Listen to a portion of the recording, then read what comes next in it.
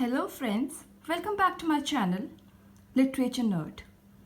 In today's video, I am going to explain the poem My Grandmother's House, which is written by the Indian poetess Kamla Das. Before we begin with the explanation of poem, I would like to talk about her life events and background.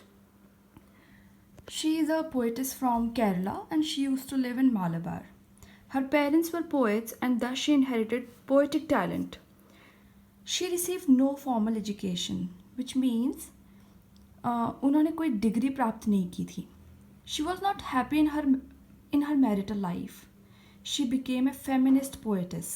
Feminists are those people who consider male and females are equal in society. And she started writing autobiographical poems which depicts her dissatisfaction from marital life.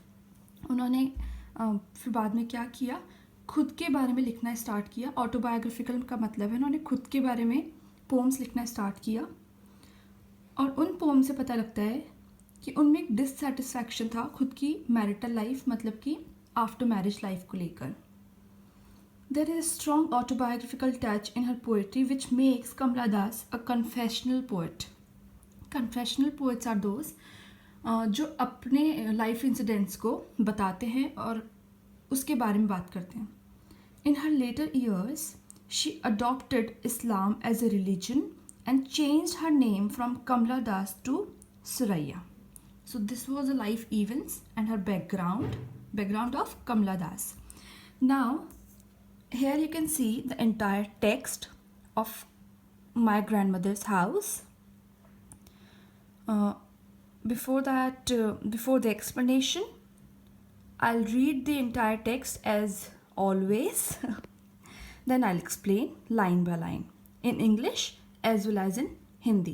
So it won't be difficult for you. You'll understand it very, very thoroughly. There is a house now far away where once I received love. That women died. The house withdrew into silence.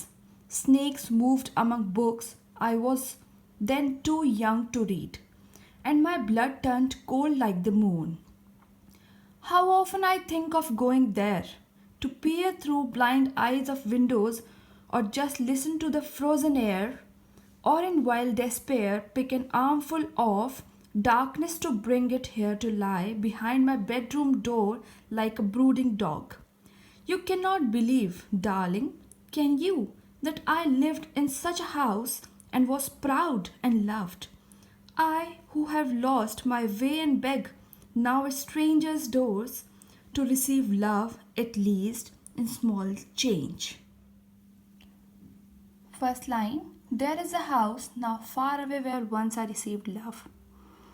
वहाँ एक घर है जहाँ पर मैं पहले रहा करती थी और वहाँ मुझे बहुत प्यार मिला था. That woman died. और अब क्या हुआ है, जिसका वह घर था वो अब इस दुनिया में नहीं है, वो मर चुकी हैं. The house withdrew into silence. वो जो घर था, यहाँ पे हमने होम की जगह हाउस यूज़ किया है कमला दास ने, पोएटिस ने, which means that nobody lives there. Home और हाउस में एक डिफरेंस होता है. होम वो होता है जहाँ लोग रहते हैं, जहाँ से फीलिंग्स इमोशंस जुड़े हुए रहते हैं, और हाउस वो होता है एक मकान, और होम होता है घर. तो the house withdrew into silence. अब जैसे कि ओनर की डेथ हो चुकी है, वहाँ कोई नहीं रहता है, तो वहाँ साइलेंस हो चुकी है, एकदम सन्नाटा हो चुका है. Snakes moved among books. जो बुक्स थी उस घर में, शेल्फ होगी, लाइब्रेरी होगी, उसमें बुक्स रहती हैं, डेस्क पे रहती हैं, उसमें स्नेक्स मूव करते हैं. स्नेक्स मूव करने का मतलब है कि अब वहाँ पे कोई आता जाता नहीं है, तो उसमें जानवर आ चुके हैं या वो बस पड़ी हुई हैं बुक्स. Nobody touches them.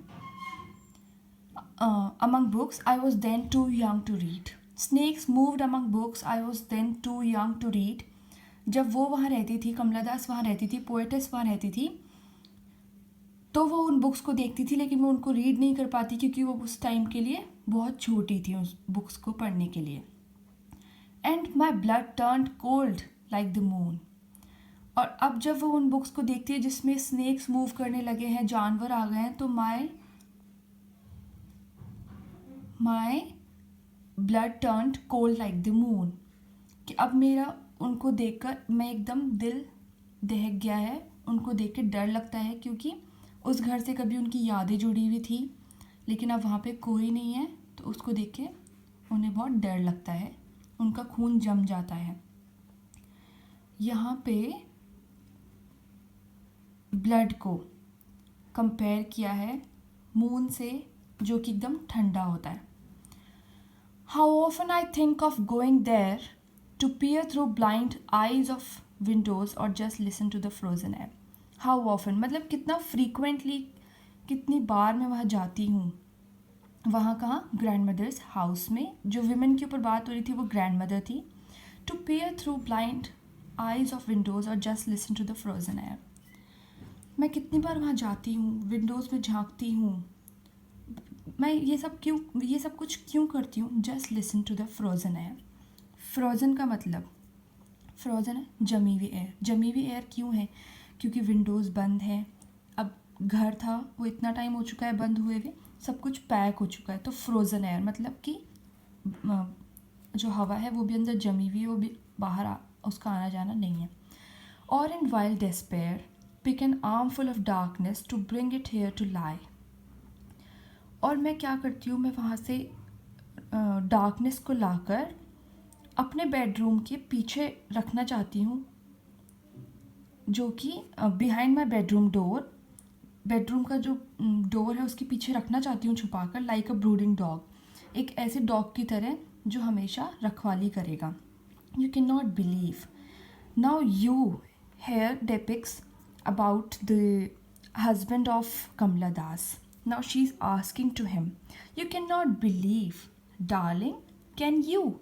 वो बोलती हैं कि तुम्हें विश्वास नहीं कर सकती डार्लिंग, क्या तुम विश्वास कर सकती हो that I lived in such a house where I was proud and loved. मैं एक ऐसे घर में रहा करती थी जहाँ मैं प्राउड फील करती थी, मतलब मुझे अपने आप पर गर्व था और मेरी फैमिली को भी मुझ पर गर्व था।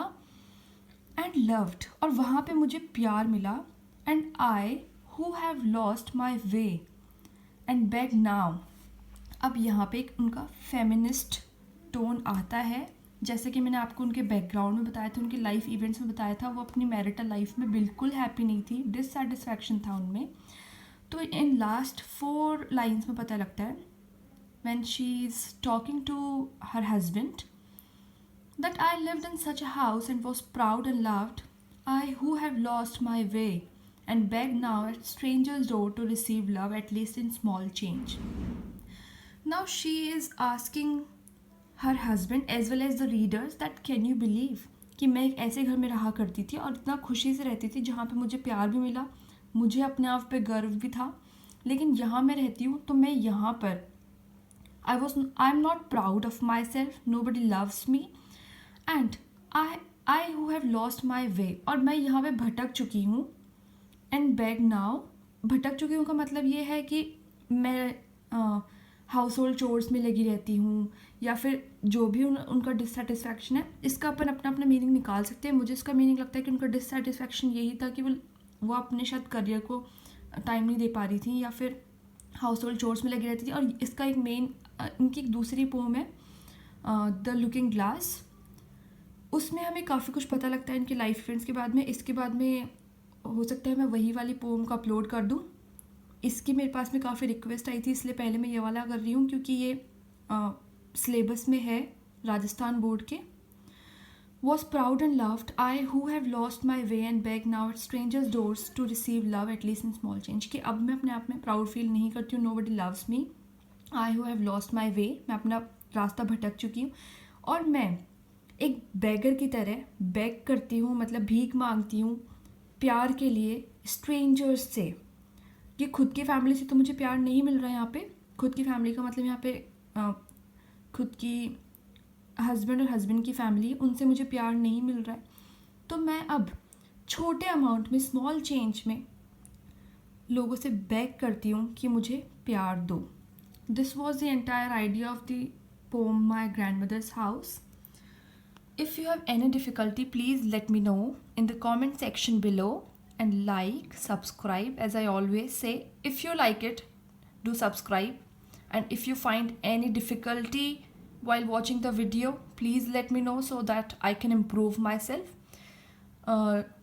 Keep watching my page for latest explanations of the new poems, and if you want me to upload any video particularly, let me know in the comment section below. Thank you so much for watching.